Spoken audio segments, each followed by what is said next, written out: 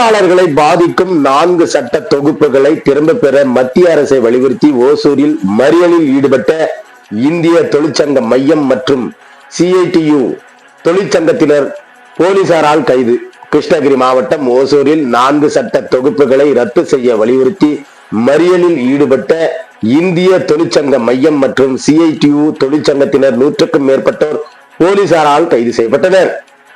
மத்திய அரசு தொழிலாளர்கள் சட்டங்கள் 444 தொகுப்புகளாக மாற்றி சட்ட திருத்தம் கொண்டு அவற்றை அமல்படுத்தியுள்ளது. இதற்கு நாடெங்கிலும் உள்ள தொழிற்சங்கங்கள் கடும் எதிர்ப்பு தெரிவித்து பல்வேறு கட்ட போராட்டங்கள் நடத்தி வருகிறது.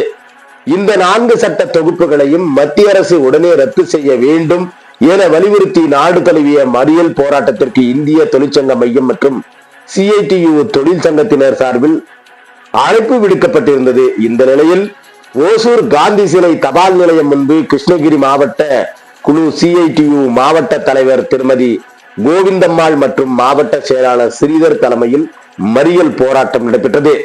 இந்த தொழிற்சங்க மையத்தின் மாநில செயலாளர் T ஜெய்சங்கர் பங்கேற்று மத்திய அரசுக்கு எதிராக முழக்கங்களை எழுப்பி ஆர்ப்பாட்டத்தில் ஈடுபட்டனர்.